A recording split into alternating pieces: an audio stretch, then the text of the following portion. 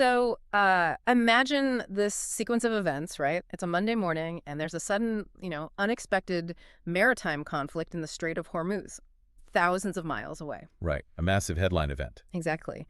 And then by Friday afternoon, a customer in Middle America is standing at your front counter, staring down your service advisor, and they are demanding to know why their, brake and suspension repair is suddenly delayed and like considerably more expensive than it was last time. Which, I mean, it feels like this absurd leap. It sounds like chaos theory, Yeah. but that geopolitical event actually just parked itself right in your service bay. It's a highly predictable, direct pipeline.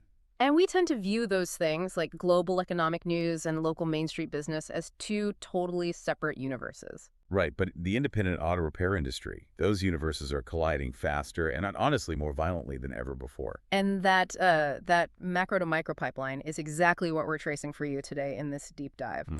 We're looking at a really brilliant new report from Charles Gossman. Yeah, the co-founder of smarterwaytoapply.com. That's the one. His piece is called From Oil Shocks to Service Bays, and it maps out the hidden anatomy of this crisis.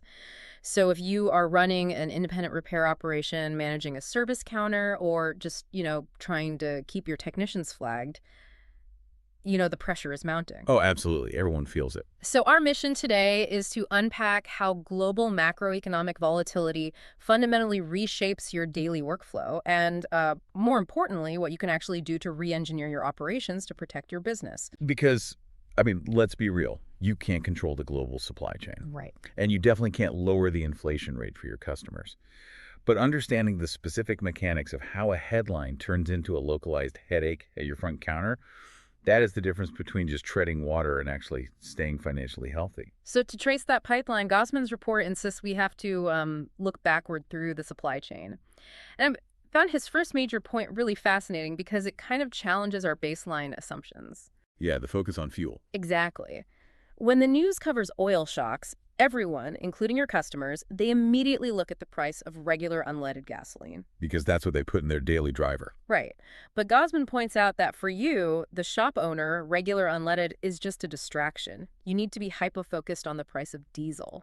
Because we have to remember that the literal lifeblood of your shop, like the parts pipeline, runs exclusively on a diesel-powered freight network. Yeah, I mean, think about the physical journey of a mass airflow sensor or, a set of lower control arms. Right, that component leaves a manufacturing facility on a cargo ship, hits a port, gets loaded onto an interstate freight train. Then transfers to a regional distribution center on an 18-wheeler. Exactly. And finally lands at your local parts supplier before a white delivery truck drops it at your back door. Every single transfer point in that chain burns diesel. So when a choke point like the Strait of Hormuz is disrupted, that underlying fuel cost spikes. But it doesn't just, increase by the flat percentage of the fuel hike. I was looking at the compounding math in the report. Oh, it's wild. Yeah. It seems like a small hike at the port level gets multiplied by the time it hits the local supplier. Because logistics companies, they don't just eat those costs. I mean, they apply routing surcharges and fuel premiums to protect their own margins. Makes sense. So by the time those surcharges cascade through the freight forwarders, the national distributors, and your local parts vendor, the final landed cost of that control arm has ballooned. Your vendor is feeling immense margin pressure. And, well, they're forced to push that directly onto your monthly statement. Okay, let's unpack this for a second. It's like a traffic jam on the interstate that eventually forces all the cars onto your quiet residential street, right? The congestion always finds you. That's a great way to put it. The cost always finds the end of the line. But the cost is just the first domino. What really jumped out at me in the report was the impact on logistics reliability. Yes, the delivery delays. Because if freight costs become wildly unstable, shipping lanes get consolidated. The routing gets messy. So that local vendor who has historically been your rock-like, the guy who could reliably source and deliver a water pump to your bay in 2 hours. Suddenly he's telling your advisor it's a next day part. Exactly. And that fundamentally fractures the rhythm of your shop. Because you schedule your bays based on an assumed velocity of parts procurement. When that velocity degrades, a car that should have been in and out in 4 hours is now tying up a lift overnight. And while you are dealing with those inflated parts costs and the fractured delivery times, you're simultaneously dealing with the customer. Who is already stressed out. Right. They are feeling the exact same macro level squeeze at the grocery store and the gas pump. When they walk through your door, their financial anxiety is already elevated. They are primed for hesitation. I mean, the days of a customer handing over the keys and saying, whatever it needs, just keep it safe for my family, those days are becoming incredibly rare Yeah, they're scrutinizing every single line item on the estimate now. because their household budget simply doesn't have the elasticity it had, 3 or 4 years ago. But wait, there is a massive contradiction here that we have to address. Okay, what's that? If I'm looking at the national data, the U.S. vehicle fleet is older than it has ever been. We are looking at an average vehicle age pushing past 12, almost 13 years old. That's right. It's aging rapidly. And a fleet that old doesn't just need basic oil changes. Mhm. It requires complex, high-margin work, cooling system overhauls, deep drivability diagnostics, CAN bus electrical repairs. Shouldn't that aging fleet mean independent shops are sitting on an absolute gold mine right now, regardless of freight costs? Well, see, on paper, yes, the independent aftermarket should be in a gold era of profitability. The demand curve for complex repairs is incredibly steep. Right. But what Gosman illustrates in the report, and if we connect this to the bigger picture here, is that this massive demand is colliding head-on with that consumer financial anxiety we just talked about. He calls it the pincer move. The pincer move, meaning the shop owner is caught between two aggressive forces. Yes. On one side, you have a bay full of 13-year-old vehicles generating a high volume of necessary, mechanically complex repairs. The cars desperately need the work. Okay. But on the other side of the pincer, you have inflation-sensitive consumers actively resisting approving those exact repairs.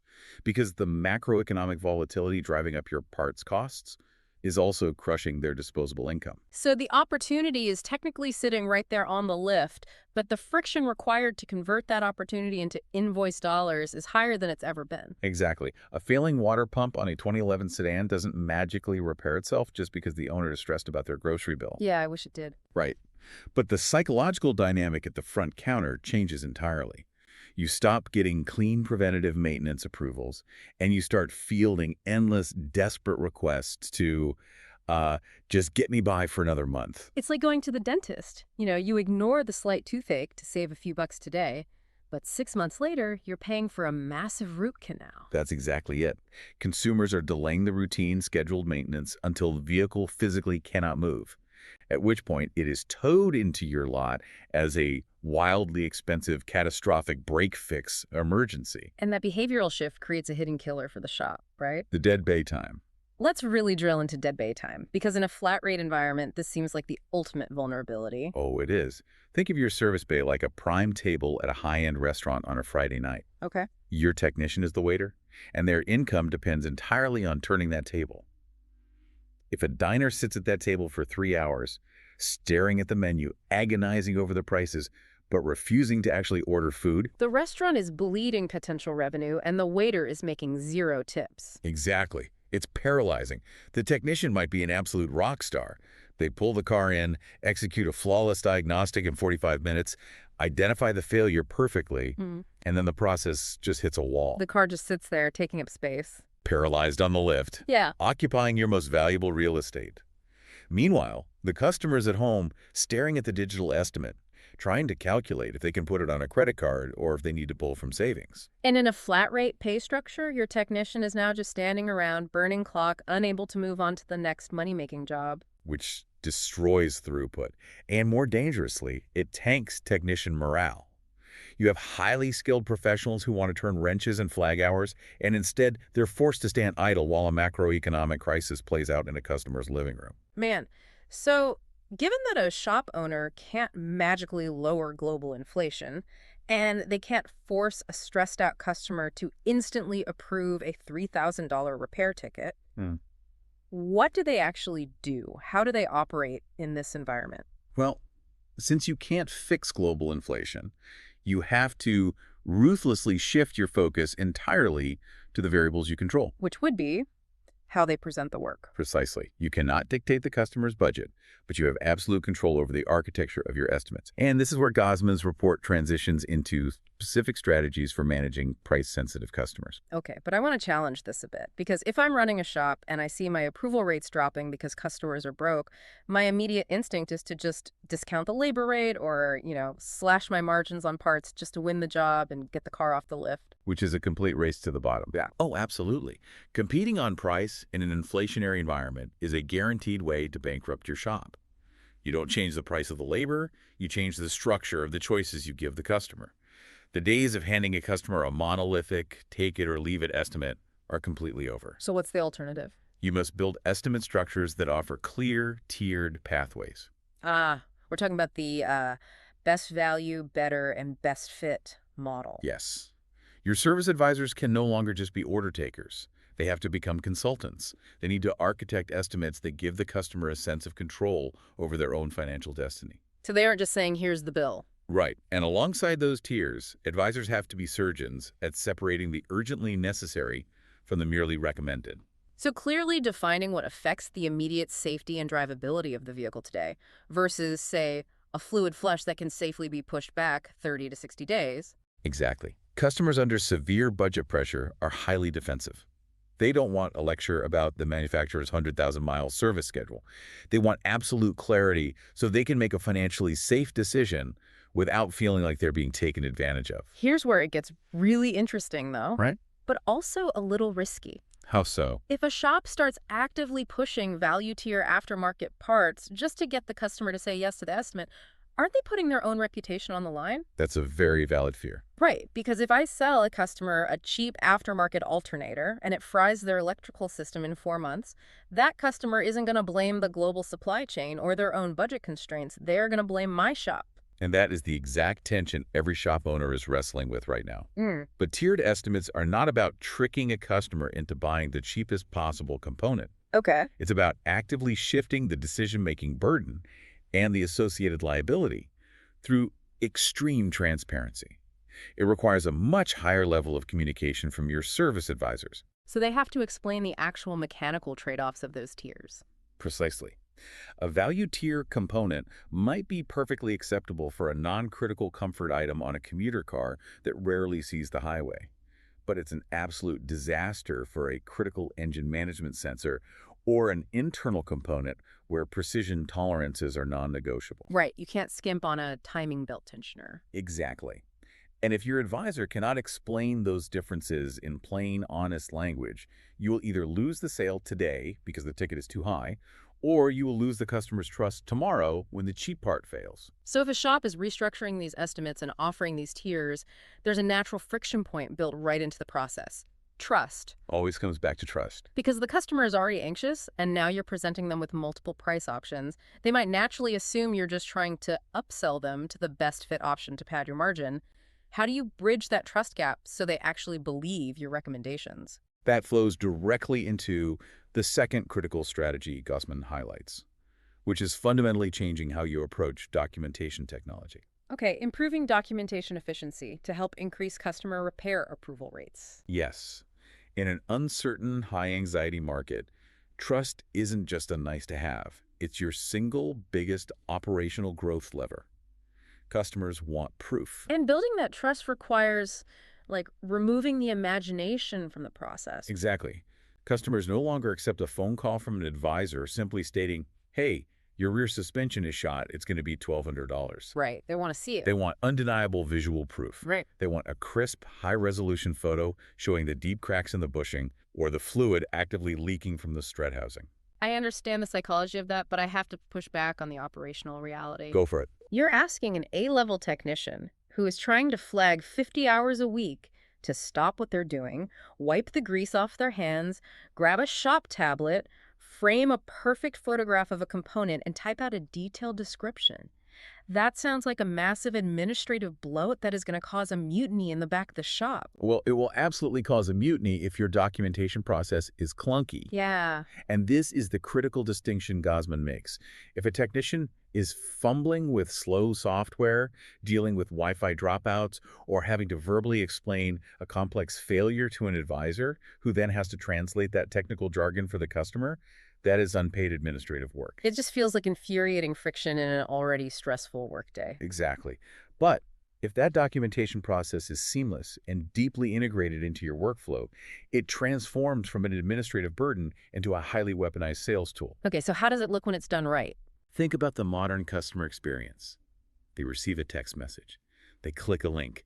They immediately see a clear, focused photo of the failed component on their own phone, accompanied by a clean, tiered estimate. So the visual evidence is right there in their hand. They don't have to wonder if the service advisor is exaggerating the problem. Right, and improving that documentation efficiency drastically reduces the customer's decision lag. It gets them to a yes or a no infinitely faster, which is the entire goal. Wow, You yeah. cut down that dead bay time, you get the car off the lift, and you keep your technician moving to the next job. Which brings us to the final and maybe the most challenging piece of the puzzle.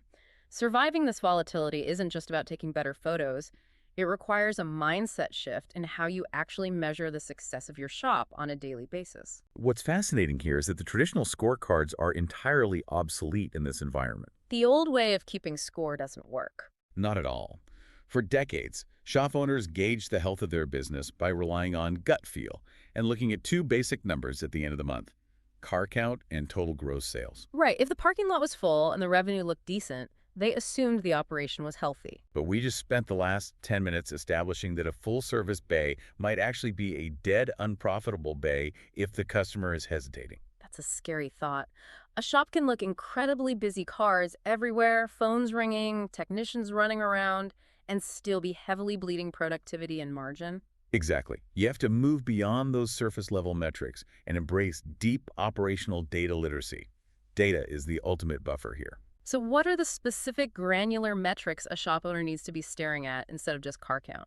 Well, you need to watch your parts gross trends by specific category to see where your vendors are squeezing your margins. You need to track your approval rates segmented specifically by estimate size. Oh, live. Are your customers rubber stamping every $500 ticket, but entirely abandoning ship the second an estimate crosses the $1,500 threshold? Exactly. You are looking for the exact price point where their financial anxiety overrides their need for a reliable vehicle. That makes a lot of sense. And most importantly, you need to track how many labor hours are actively trapped in delayed approvals. You want to measure the exact time delta from the moment a technician completes a diagnostic to the moment the customer actually authorizes the repair. Wait, practically speaking, how does a service advisor who has 4 phone lines ringing and a customer standing in front of them manually track the exact minute a diagnostic finishes versus when the authorization comes through? That goes right back to my fear of administrative bloat. Oh, they shouldn't be tracking it manually at all. Your shop management software should be passively capturing those timestamps. Ah, okay. The goal of measuring that hesitation is to spot the operational pressure building up in your workflow long before it shows up as a glaring red number on your monthly profit and loss statement. Right, because if you're waiting until the 15th of the following month, when your accountant hands you the P&L, to realize that your technicians were sitting idle 20% of the time waiting on customer phone calls, Yeah, the damage is already done. exactly. You can't retroactively fix last month's throughput.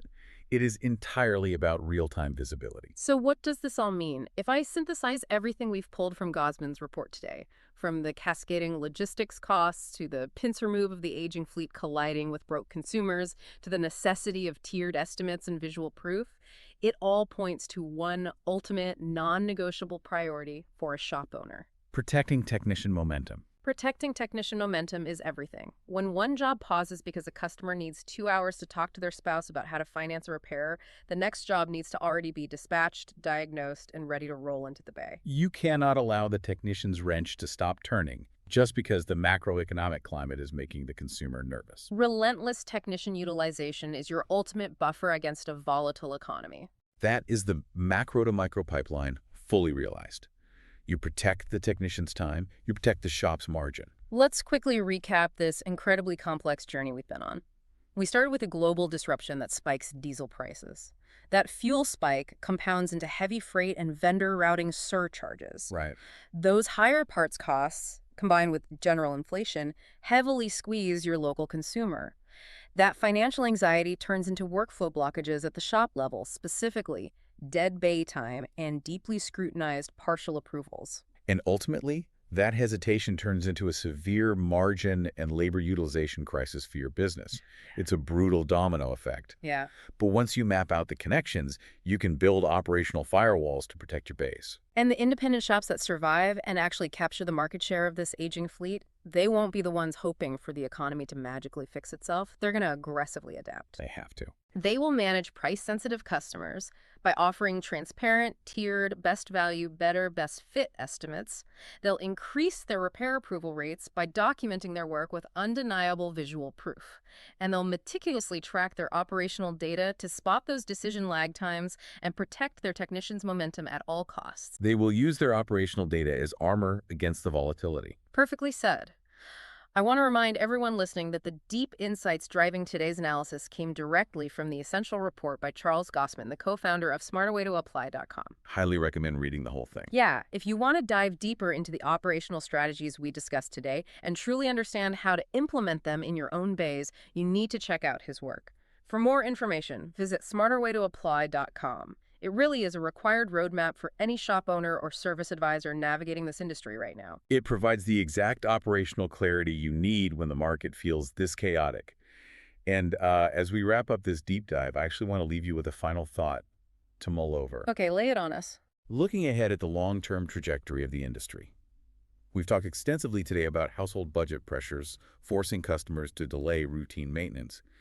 We've talked about the behavioral shift from preventative care to catastrophic break-fix emergencies. Right, the shift from routine dental cleanings to emergency root canals. Exactly. So, if this macroeconomic pressure is not a temporary blip, but rather a permanent new normal for the middle-class consumer, will independent repair shops eventually have to redesign their entire business models from the ground up? Wow. If consumers simply refuse to pay for 60,000-mile scheduled maintenance intervals, will the traditional multi-bay scheduled service center eventually become obsolete? That is a terrifying but totally necessary question.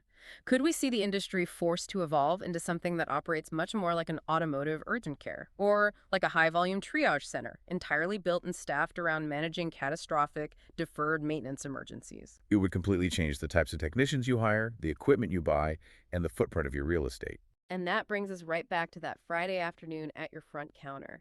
That stressed out customer staring at your advisor isn't just a symptom of a disrupted global supply chain. Their changing behavior might actually be the very first preview of a completely transformed automotive repair industry, a transformation driven entirely by economic forces that started an ocean away.